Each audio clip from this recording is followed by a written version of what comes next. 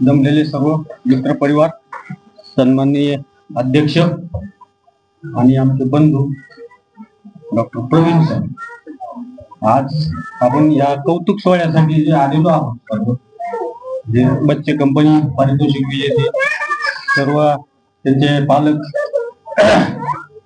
मी पण 40 वर्षापासून तरी आहे वैद्यकीय व्यवसायामध्ये आणि असंच भाषण वगैरे असं आम्ही पण नाही केलेलं जास्त कधी. जसे पालक अडखळतात तसं मी पण एक पालक म्हणून जास्त काही नाही, अडखळतोच असतो प्रत्येकाला जसं एरंडे सरांना जसा अनुभव आहे याच्यामध्ये बोलण्याचा, त्याचा प्रत्येकाला नसतो अनुभव.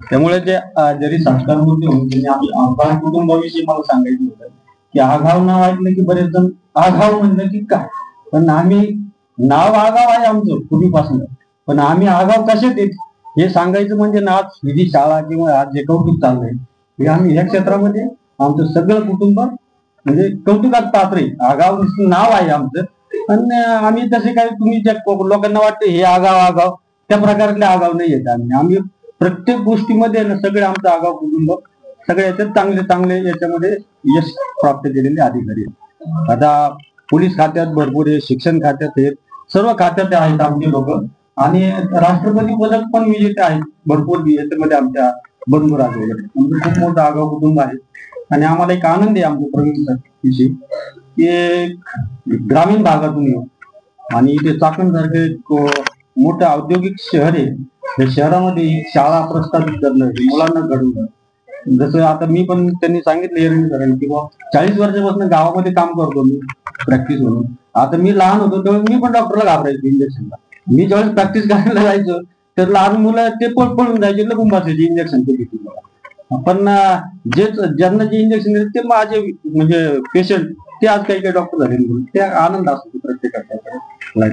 त्याच्यामुळे ना आता आमचा नातू आणलाय बरोबर आम्ही काय, तो आज मी प्रॅक्टिस चालू आहे माझी आज, पण पेशंट आले की तोच म्हणतो बाबा मी इंजेक्शन देतो, ते पेशंट हसतं त्याने, अरे तू डॉक्टर नाही अजून मग पैसे द्या माझ्याकडे. म्हणजे ज्ञान लहान मुलांचे जे ज्ञान आहे ते ज्ञान जो आता जे पारितोषिक विद्यार्थी आहे ते सर्व यांच्यात ज्ञान आहे, यांना घडवणारे ना, जसं शिक्षक वृंद आपण म्हणतो शिक्षकांनी घडवलं, हो शिक्षक नाही तुम्ही आई वडील पण त्याच्यातला भरपूर मोठा त्यांना गुरु होऊ शकतात.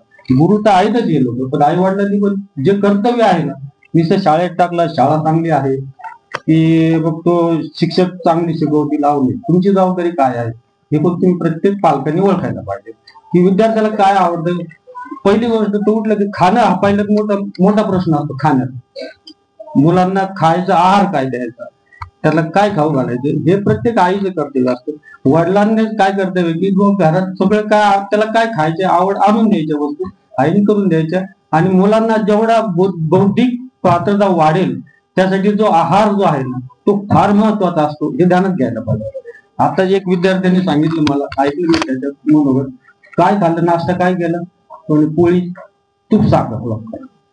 तूप साखर दूध खा, त्याला दूध द्या की, दूध द्या ना पोळी बरोबर, भाजी द्या, त्याला जी आवडेल ती भाजी द्या.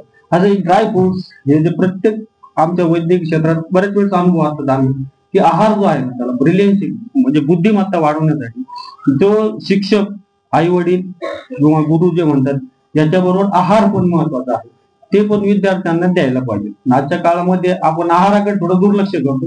शिकला पाहिजे, डॉक्टर हो, इंजिनियर हो, मोठा अधिकारी हो, अहो म्हणण्यात नाही ना, त्यांना बेस तयार करायला पाहिजे. प्रत्येकाने थोडं जसं कणकण म्हणून वाटतं तसं ना मुलांना आपण आहाराविषयी जास्त जागरूक ठेवा. त्यांची बुद्धिमत्ता, त्यांच्या शरीराची, आज काही मुलं पाहतो जातात बच्चे कंपनी तब्येत चांगली आहे काहींची थोडी वीक वाटते, त्याच्याकडे पण लक्ष द्या. काय शरीर संपत्ती आहे ना ती सर्वात चांगली संपत्ती आहे आणि तुम्हाला मानसिक शांतता म्हणजे जे मानसिक आनंद वाटतो. आज ज्यांचे विद्यार्थ्यांना पारितोषिक मिळेल त्यांच्या आई वडिलांना इतका आनंद असतो की प्रत्येकालाच वाटतं ना आपल्या मुलांनी मोठं व्हावं, पण त्यांना हुशार व्हावं, पहिल्या नंबर यावं, मोठं त्यांना ब्रिलियन्स यावं, त्याच्यासाठी सर्वांनी कष्ट तर घेतातच, शाळा घेते, पालकांनी घ्यायला पाहिजेत असं माझं आहे. आणि आणखी एकदा आमचे बंधू प्रवीण सरांना, अर्चनाला, ते आता लहान दोघं माझ्यापेक्षा लहान आहेत दोघं, पण त्यांना आमचा म्हणजे शुभेच्छा आहेत त्यांना की त्यांनी असंच उत्तुंग आणि ओरिजिनल आगाव सारखं आणखी आगाव भरपूर आगाव मोठं व्हावं ही एक शुभेच्छा त्यांच्या आगाव अकॅडमीला. आणि एरंडे सरांना पण सांगतो ते भरपूर हे जे याला अँकरिंग म्हणतात हे अँकरिंग इतकं मस्त करतो आणि त्यांनी जेवढं अँकरिंग केलं कार्यक्रमाचं त्याबद्दल सर्वांनी त्यांना पण एक शुभेच्छा देऊन त्यांचं गावात येऊन माझे की कार्यक्रमामध्ये आळस पण नाही आला पाहिजे, आनंद पण झाला पाहिजे. नुसतं काय खाण्याने पोट भरत नाही, नुसतं आनंदाने पोट भरत नाही, त्याला हसलं पण पाहिजे. हसणं आणि आहार हे दोन गोष्टी आहे ना तुम्ही लाईफ मध्ये थोडे हे करा, काय लक्ष द्या आणखी त्याच्यात, कारण त्याच्यामुळे भरपूर गोष्टी चांगल्या होतात असं एवढं बोलून मला वाटतं बस सगळी ओके.